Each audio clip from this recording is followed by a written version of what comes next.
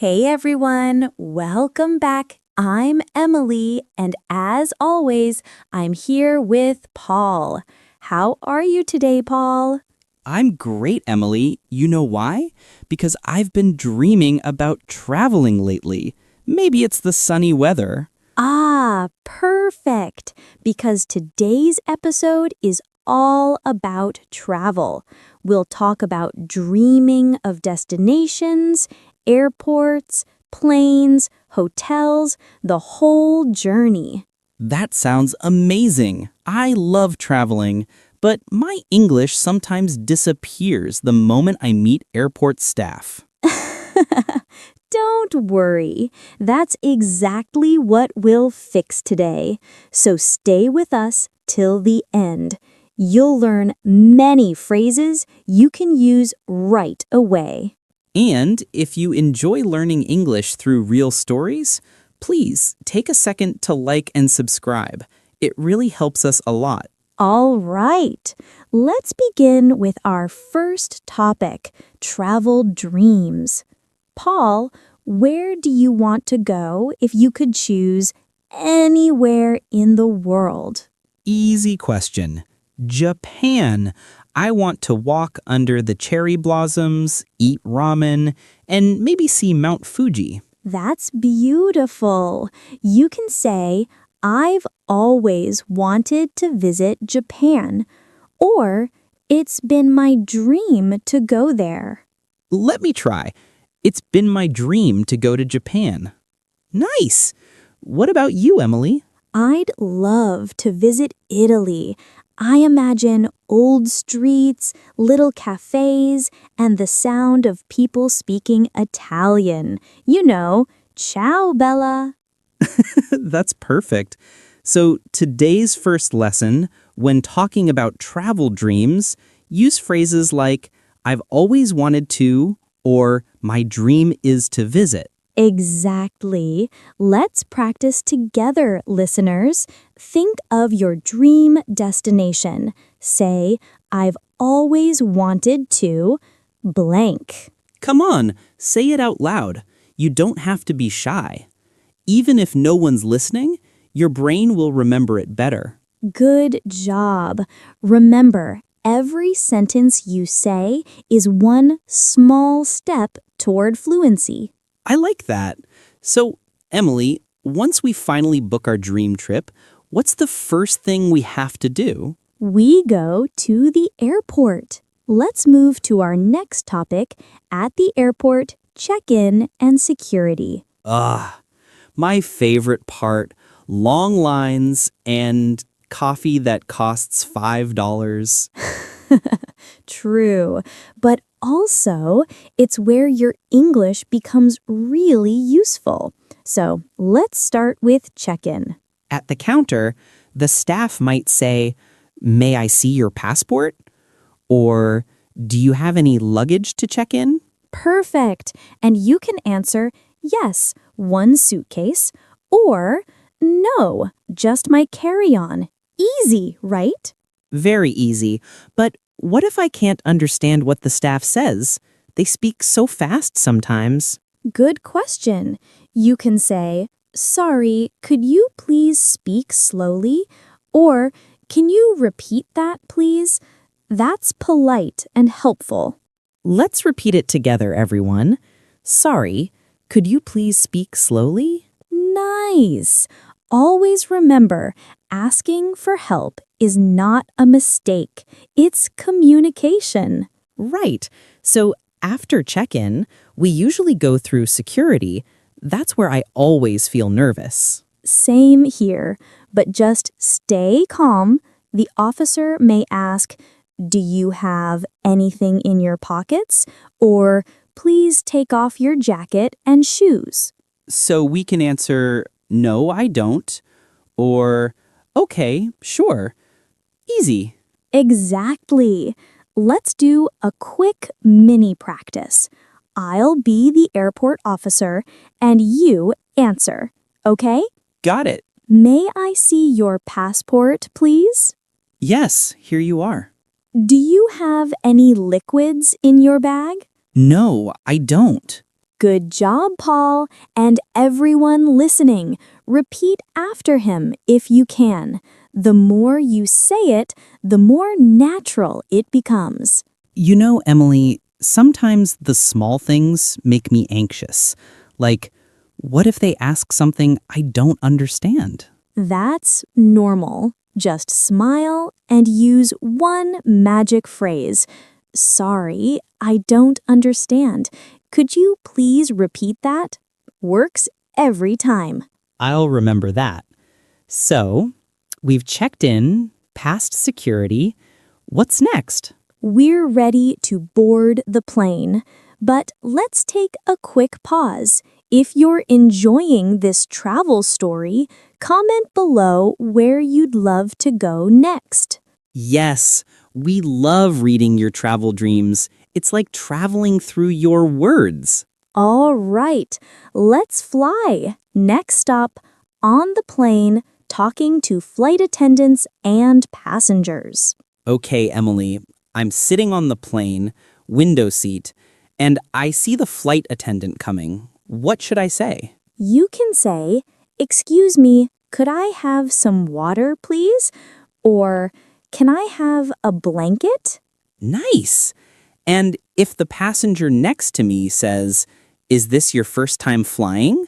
I can answer, "No," but I still get nervous. That's great. Or you can also say, "Yes, it's my first time. I'm excited." Simple and friendly. I like that. And if someone says, "Have a good flight," I can say, "You too," right? Exactly. Little phrases like that make your travel smoother and friendlier. You know, Emily, one time I said, "Enjoy your flight," to the flight attendant, but they weren't flying anywhere. That's so funny. But don't worry, mistakes like that are part of learning. True. And they make great stories later. Absolutely. So let's review quickly before we land. Could I have some water, please? Can I have a blanket? And you too. All right, that's a smooth flight. Next stop, the hotel, right? Yes, but let's save that for our next part. We'll check in, ask for help, and maybe deal with a funny situation or two. Can't wait.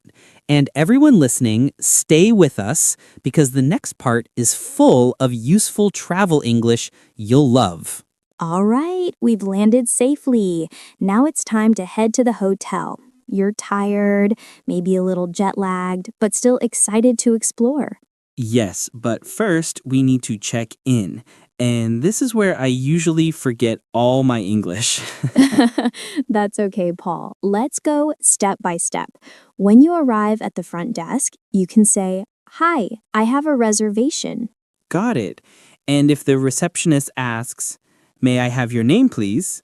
I can say, "It's Paul Nguyen." Perfect. Then they might ask, "How many nights will you be staying?" You can answer, "3 nights, please." Easy. And when they give me the room key, I can say, "Thank you so much." Exactly. Let's make a small dialogue for practice. Sure. Good evening, sir. How can I help you? Hi, I have a reservation under Paul Nguyen. Welcome, Mr. Nguyen. May I see your passport, please? Of course, here you go. Nice. Everyone listening, repeat the first line with Paul. Hi, I have a reservation. Come on, say it with us. Hi, I have a reservation. Good job. See, hotel English is not scary at all. But Emily, what if I have a problem? Like the air conditioner doesn't work or there's no hot water? Ah, great question. You can call the front desk and say, "Excuse me, there's a problem with my air conditioner," or "Could you please send someone to fix it?" That's really useful. Can I also say, "My room is too cold," or "The shower doesn't work"? Exactly. Simple and polite. You can also start with, "I'm sorry, but," that makes your tone softer. Let's do a quick mini practice. Everyone, repeat after me. I'm sorry, but there's a problem with my shower. Excellent. And if the staff says, "We'll fix it right away," you can reply, "Thank you, I really appreciate it." That's a nice phrase. I really appreciate it. It sounds polite and friendly. Yes, and it's one of those phrases that make your English sound warm and natural. I like that. So we've checked in, we've solved our problems. Now it's time to explore this city. Exactly. You step out of the hotel, the sky is bright, and you feel ready for adventure. But I don't know where I am. How do I ask for directions in English without sounding silly? That's one of the most important travel skills. You can start with, "Excuse me, could you tell me how to get to," and add the place name. Like, excuse me, could you tell me how to get to the train station? Perfect. You can also say, "Is there a coffee shop nearby?" or "How far is it from here?" Let me try. Excuse me, is there a good restaurant near here? Very natural. And if someone gives you directions like "Go straight and turn left," you can reply, "Thank you so much." Easy enough. But sometimes people speak too fast when giving directions. What should I do then? You can say, "Sorry, could you please repeat that slowly?" Or "Could you show me on the map?" Ah, that's smart. Could you show me on the map? I will definitely use that. And here's a cultural tip. In many countries, people love to help tourists. So even if your English isn't perfect, your smile will do half the work. That's true. A smile is universal. Let's make a short practice for everyone listening. I'll be a stranger, and Paul will ask me for directions. Okay. Excuse me, could you tell me how to get to the museum? Sure, go straight and turn right at the traffic light. Thank you so much. Perfect. Listeners, you can replace museum with any place you want to visit: park, station, restaurant. Right, and don't worry about grammar when traveling. People care more about understanding you than your mistakes. Exactly. You're communicating, and that's the goal of language. You know, Emily, this reminds me of when I got lost in Bangkok once. I didn't know how to say intersection, so I said cross place. Cross place. That's creative. But see, you made yourself understood, right? Yes, the local person smiled and pointed the way. That's the beauty of trying. Exactly. Mistakes are not failures, they're just steps toward connection. I love that. Every small mistake brings you closer to real communication. Yes, and that's what travel teaches us: to be brave, curious, and kind, even in another language. That's so true. When you travel, every hello is a small act of courage. Beautifully said, Paul. Okay, let's pause here for a second. Listeners, think about a city you want to explore. How would you ask for directions there? You can comment your sentence below, like, excuse me, how do I get to the park? Yes, we'll read and reply. We love reading your sentences. Each one is a story waiting to happen. So, Emily, what's next on our travel list? How about we explore some real-life travel challenges next? Ordering food, dealing with mistakes, and staying confident. Perfect, because that's when real travel happens, in the unexpected moments. Exactly. And English helps us handle those moments with calm and confidence. I'm ready. Let's keep going. All right, let's keep traveling together. You've checked in, asked for directions, and now you're exploring the city. You're hungry, and the smell of food fills the air. Ah, the best part of every trip, food. But ordering in English can be a little scary. Don't worry. Let's walk into a small restaurant together. The waiter comes and says, "Hi there. Are you ready to order?" What would you say? Maybe, yes, I'd like a sandwich, please. Perfect. You can also say, "Could I have a coffee, please?" Or, "Can I get the menu?" Easy and polite. But what if I don't understand what's on the menu? Good question. You can ask, "What's in this dish?" Or, "Could you recommend something?" Ah, that's great. So if the waiter says, this one is spicy, I can say, okay, I'll try it. Exactly. Or if you can't eat something, say, I'm allergic to seafood, or I don't eat meat. That's so useful. I once forgot to say that and got a surprise in my meal. A surprise meal? That sounds scary, but funny. See, that's part of traveling, learning through surprises. True. I think every travel mistake becomes a funny memory later. Absolutely. And for pronunciation practice, let's repeat this sentence. Could I have the chicken soup, please? Repeat after us. Could I have the chicken soup, please? Nice work. Clear, polite, and confident. That's the magic combination. Okay, Emily, so after eating, maybe we go sightseeing. Yes, you're walking through a busy market full of colors and sounds. You hear music, people laughing, and shop owners calling out prices. I love that feeling. But I always want to talk to locals. How can I start? Simple. You can say, "Hi, how much is this?" Or, "It's beautiful. Where is it made?"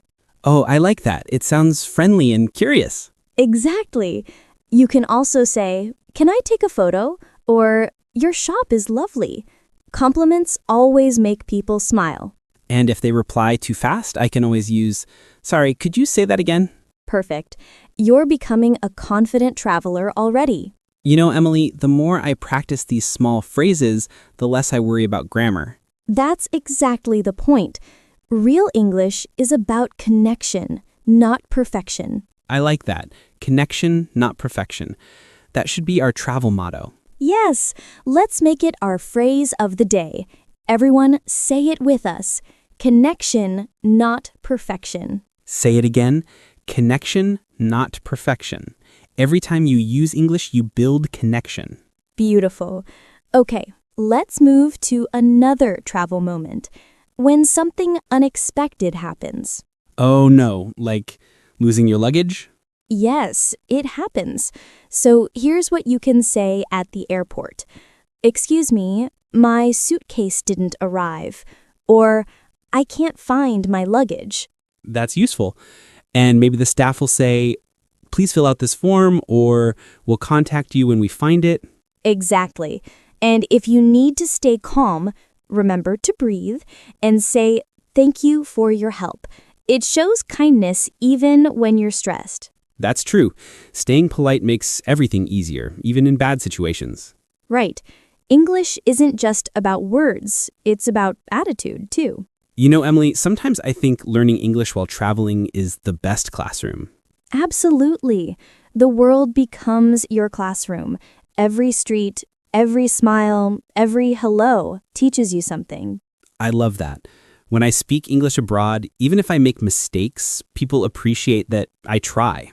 That's the heart of communication, trying. You can't fail if you keep speaking. That reminds me of a small story. When I was in Singapore, I tried to order coffee, but I said, can I have a copy instead of coffee? Oh no, did the waiter bring you a book? Almost. He laughed and said, coffee, sure. It was embarrassing, but also sweet. See, mistakes make memories, and they make learning fun. True. So for everyone listening, don't fear mistakes. Laugh, learn, and move forward. Yes, every wrong word is still one step closer to confidence. Emily, I feel like this episode is not just about travel English, it's about courage, too. Exactly. Travel and language learning are both acts of courage. You step into the unknown and discover new parts of yourself. That's deep. I like that. Maybe that's why travel changes us. It does, and so does every word you dare to say in English. That's powerful. Okay, before we move to the final part, can we review some key phrases from today? Of course. Let's do a quick recap for our travelers. At the airport, may I see your passport? 2. Yes, here you are. On the plane, could I have some water, please? 2. You too. At the hotel, hi, I have a reservation. Or, I'm sorry, there's a problem with my air conditioner. Exploring the city. Excuse me, could you tell me how to get to... Perfect. And the golden rule? Connection, not perfection. Exactly. You're learning fast, Paul. Thank you, Teacher Emily. You're welcome. But remember, I'm not your teacher. We're travel partners on this journey of learning. That's true. And so are our listeners. We're all on this journey together. Yes. And the best part is there's always something new to learn, no matter how many trips you take. Exactly. English keeps growing with every new adventure. Beautifully said.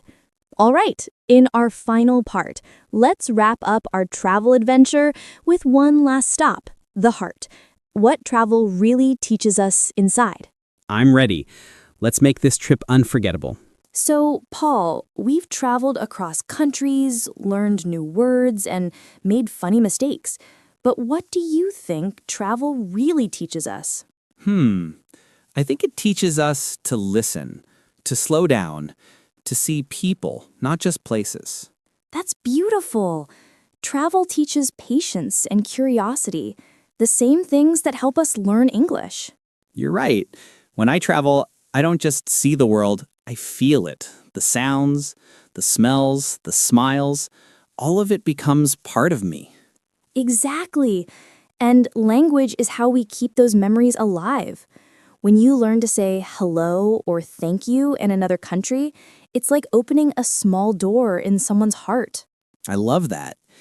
Maybe that's why learning English feels like traveling. Every new word is a new place. Yes. And you don't need a passport to start. You just need the courage to say, I'll try. That's so true. When I started learning English, I was scared of speaking. But now I see it's not about being perfect, it's about being brave. Exactly, Paul. Listeners, I want you to remember this. Every time you speak, you are traveling from fear to confidence. Wow, that's powerful. From fear to confidence. That's my favorite trip now. Mine too. And do you know what? Even if you remember just one phrase from today, you're already improving. Yes, because learning happens one small step at a time. Let's review our favorite travel phrases one last time before we say goodbye. Sure. I've always wanted to visit for your travel dreams. At the airport, say, could you please speak slowly? Or, may I see your passport? On the plane, use, could I have some water, please? At the hotel, say, hi, I have a reservation. Or, there's a problem with my shower. And while exploring, remember, excuse me, could you tell me how to get to? Perfect. You've just practiced the most useful English for any trip. Emily, I think our listeners are ready for their next adventure now. Yes. Whether it's a short trip or a dream vacation, take your English with you. Speak, smile, and connect. And don't worry about mistakes. They're part of the journey, like getting lost and finding something beautiful instead. Exactly. So if you're listening right now, tell us in the comments, where do you want to go? Yes! Share your travel dream with us. Maybe it's a city, a country, or even a small village. We'd love to know. And if this episode helped you, please like, subscribe, and share it with a friend who loves to travel. Because learning together makes every journey easier and a lot more fun. You know, Paul, sometimes I think English isn't just a language. It's a bridge between people, between cultures, between hearts. I couldn't agree more. It's like a map that connects us no matter where we come from. Exactly. And every listener here is walking that map with us, step by step, word by word. That's right. Every hello you say builds a bridge. Every thank you makes the world a little closer. Beautifully said. So wherever you go next, remember, you already have the most important ticket, your voice. And your courage. That's the passport to every dream. So keep practicing, keep speaking, and keep believing in yourself. Because one sentence today can change your tomorrow. Yes, one phrase, one smile, one brave hello. That's how confidence begins. Emily, this was my favorite trip ever. No airport lines, no jet lag, just learning and laughter. Same here, Paul. And to everyone listening, thank you for traveling with us today on Global English Academy. Until next time, keep exploring with your words. The world is waiting for your English. And remember, one English sentence today is one step closer to your confident tomorrow. See you soon, travelers. Bye for now, safe travels, and happy learning.